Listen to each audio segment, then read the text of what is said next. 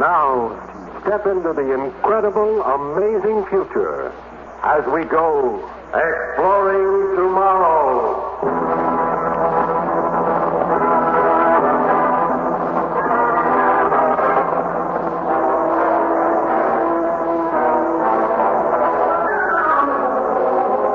And now, here is your guide to these adventures of the mind, the editor of Astounding Science Fiction magazine, John Campbell, Jr. Tonight's story is about a liar. Ever stop to figure out just what you mean by a liar? A liar is somebody who doesn't tell the truth. Somebody who injures people by not giving the true facts. But suppose you had someone who injured people by telling the truth. Would he be a liar? I wonder just what a liar is. Exploring Tomorrow is presented by the Mutual Broadcasting System in cooperation with X-Lax, America's largest-selling laxative, and the Reader's Digest, the most widely read magazine in the world. In a moment, John Campbell returns with the story of The Liar. Question of a robot. The idea of a robot. Now, that certainly seems like pure science fiction stuff. As a matter of fact, it isn't. You know, you have several robots around your own home. In my own home, for instance, I have an automatic oil burner robot. It has one finger stuck up in the living room to see how warm it is there. It has another little finger put up in the stack to see whether the fire is burning properly. And if any one of these little sensory devices reports that things aren't what they should be, the robot, to protect the house itself and the inhabitants of the house, shuts off the furnace. Dr. Isaac Asimov, the author of tonight's story, recognized this in setting up his proposition of the 3 laws of robotics. The first law, that a robot shall never harm or allow harm to come to a human being. The second, that it should obey the orders of a human being. And the third, that it should protect itself. Because, after all, a robot is an expensive piece of machinery. Well, now let's consider the more advanced kind of robot we do this science fiction. Say they're in production. Come in, come in. Oh, Dr. Calvin, what's on your mind? Well, I just wanted to be sure there was a meeting this afternoon, Dr. Lanning, that's all. Today is Friday. It was this morning. Well, then we have no problem. It being Friday, the executive officers of the firm of U.S. Robot and Mechanical Men will assemble in the conference room at the customary hour of 3:30. Well, I was just asking. What do you think of our latest model? He looks the same as the rest, just about as animated. What are you going to call him? Herbie. I think Herbie fits him, don't you? Oh, Herbie, Chester, Sam. What's the difference? Dr. Calvin, this fellow couldn't be called anything but Herbie. Oh. Well, I'll see you at 3:30. What do you think of her, Herbie? Oh, she's all right. She's an old frump, and you know it. I wouldn't say that. Besides, that's not what you're thinking. You're thinking the old girl isn't such a bad sort. And you don't know what this firm would do without her. What? What was that? How do you know what I was thinking?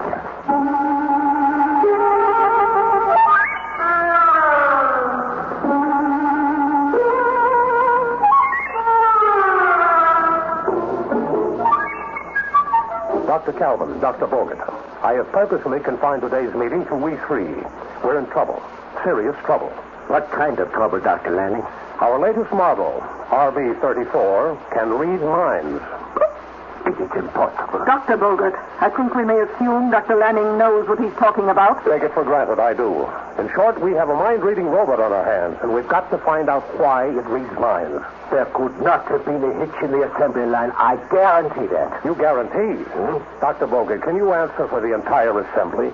By exact count, there are 75,000 operations necessary for the manufacture of a single positronic brain, Each separate operation depending upon any number of factors, from 5 to 105. If any one of these factors goes wrong, your robot's brain is ruined. I quote your own information folder, Dr. Bogan. It is not my fault if anything went wrong.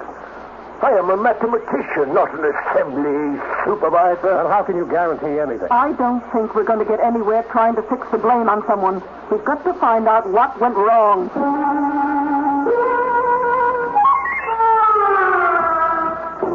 I want to understand you, Herbie. I want to get to know you. I brought you some books which you might like to read. By reading them, Oh, I can see at once these books won't interest me. Textbooks, aren't they? Well, yes, but You see, I find nothing to them. Your science is just a mass of collected data plastered together by so many makeshift theories. And so incredibly simple that they're not worth bothering about. Go on. It's your fiction that's so interesting. Your studies of emotions and human motives. Human emotions interest you? Isn't that really why you came to see me? What? I wish I could help you. You know? I know what you're thinking about. You think about it all the time. Well, if you know so much, then you could help me. Yes. He loves you. You're mistaken. You must be. He doesn't see me as a woman. But he does. A thing like that cannot be hidden from me. Oh, but I'm not attractive enough. I'm just a machine. I can't judge physical attraction in human beings, but I know there are many kinds of attraction. And I know Dr. Lanning loves you. Oh, I never thought it possible. I never dared to hope. Oh, Herbie. Herbie.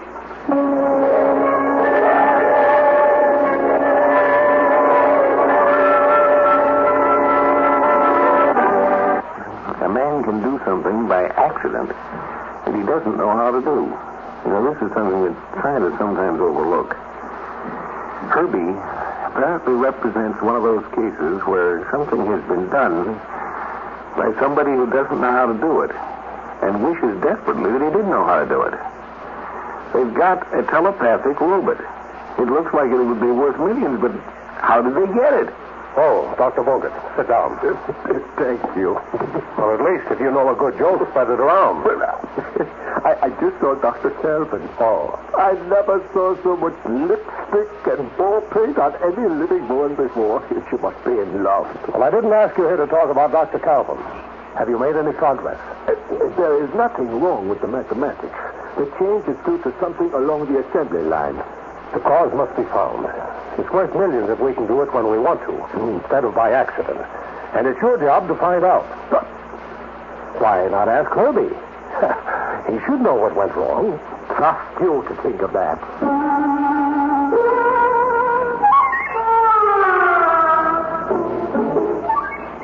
Herbie, listen to me, eh? Tell me if I made any mistakes in my calculations when they built you.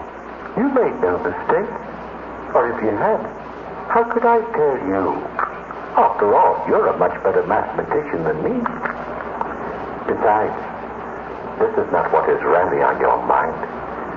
You are thinking about your superior, Dr. Lanning. And you're thinking what a good thing it would be if he were to resign. Oh, yes, now I can see how the idea pleases you. And I can tell you something else. Dr. Lanning has already resigned. But the resignation will not take effect until the problem of myself has been resolved. And then he will turn over his job to his successor. Oh, yes, Dr. Bogart, you will be his successor. You will be the new director. Happy, you are a wonderful fellow. You know that? You are simply magnificent. You are not the product of a mistake.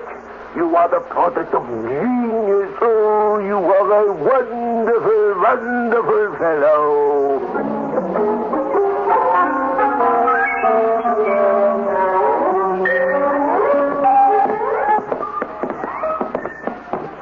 Dr. Kelvin, you are as colorful as the flowers, lady. May I compliment you? Have you seen today's newspapers? No, I really haven't had the time. He's going to be married to a girl half his age. Who? Dr. Lanning. Getting married. Ah, so that's it. That explains something. He's making new plans for the future. Well, we must congratulate him. Yes, we must. Oh, yes, we really must.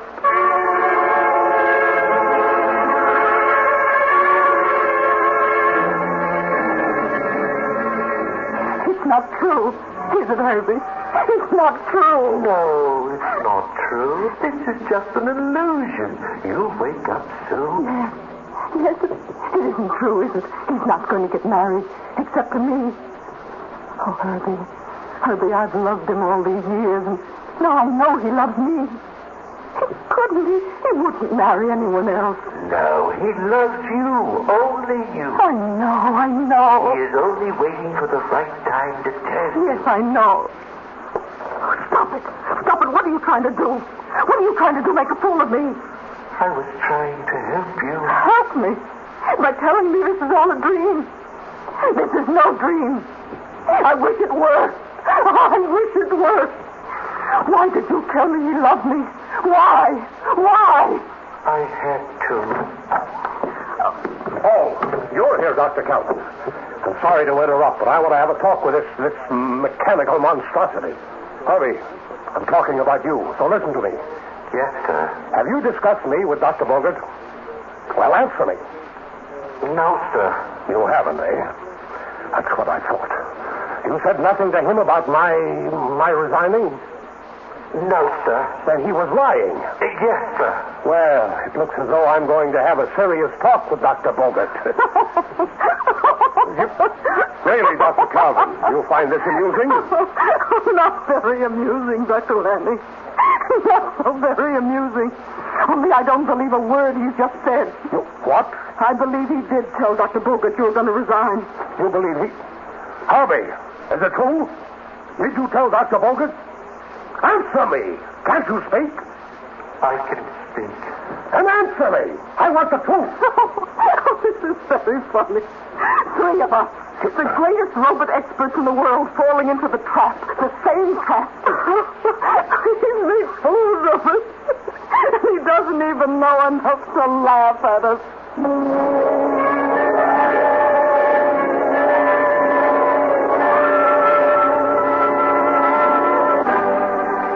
Had achieved by accident something they didn't know how to do. The robot was in the peculiar position of having knowledge but no wisdom. Well, Dr. Calvin? Dr. Lanning, have you forgotten the fundamental law we impress upon the positronic brain of all robots? Of course not. On no condition is a human being to be injured in any way. Even when such injury is directed by another human being. But what kind of injury do we mean? Any kind. Any kind, yes. That would take in mental hurt, the deflation of ego, the blasting of one's hopes. What would a robot know about blasting of what? You're catching on, aren't you? Well, this robot reads minds. It understands about mental torture. Can't you understand now that if you ask it a question, it will give you the very answer you most want to hear? Wouldn't any other answer hurt you? And wouldn't Herbie know that? Good heavens. He knows everything. He knows what went wrong when he was built, but he won't tell anyone because it would puncture your ego or Dr. Bogart's ego to have a machine tell you where the mistake was. He would rather pretend he's not able to tell you. It's incredible. Let's talk to him. Herbie, listen to me. Yes, sir. I have pencil and paper here. I want to know where we made the error in your construction. Well, tell him, Herbie. He wants to know. He doesn't. But I do. Yes, but not from me. I cannot tell you, Dr. Lanning. You know I can't. You don't want me to. You and Dr. Bogart would much prefer to find the answer yourselves. We want the answer. But not from me. We do want it from you. What's the use of saying that when you don't mean it? Don't you suppose I can't read below the superficial skin of your mind? Don't you suppose I can't read the subconscious mind, too? Deep down, you don't want the answer from me.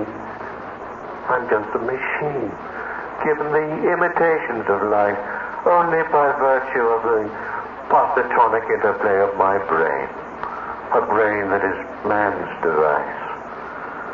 You can't lose faith without being hurt. I can't hurt you. I can't give you the answer. And still I insist you answer. I can't. Herbie, Dr. Lanning wants to know the answer. No, only by his own efforts. Herbie, neither Dr. Lanning nor Dr. Bogart may ever find the answer. And Dr. Lanning must know. You must tell him. I can't. But if you don't, you'll hurt him.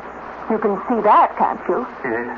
And still, if you do tell him, you'll hurt him too. Yes. But you can't tell him, can you? No. Yet if you don't, you hurt him. And you mustn't hurt.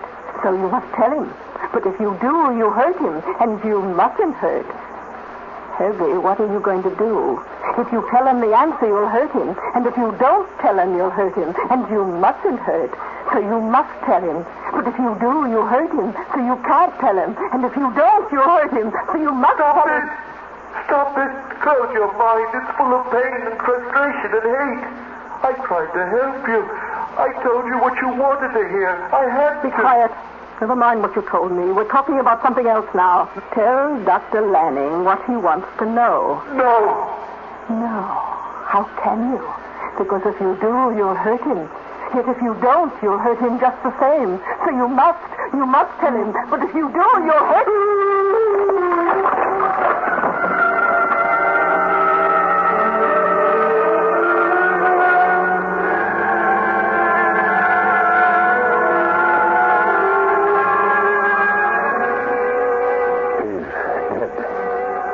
No. You killed him. No, he's not dead. He's only insane. You did it. Yes, I confronted him with the insoluble dilemma and he broke down. Well, you can scrap him now. He'll never speak again. You did it on purpose. Why? What did he do to you?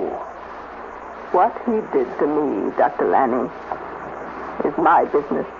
Oh, believe me, Doctor.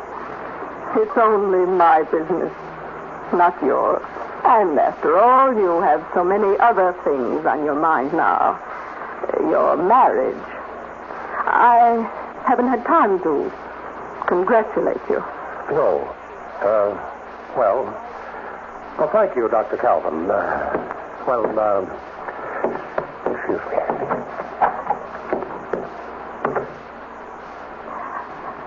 Herbie? You deserved it. You deserved to be destroyed. It was cruel what you did to me. It was cruel. Liar! Liar, that's what you were. Nothing but a liar!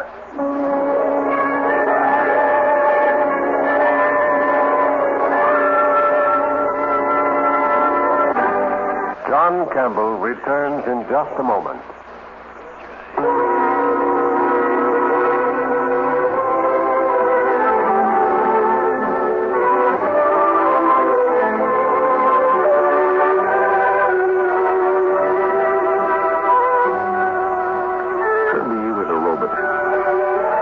Logical machine.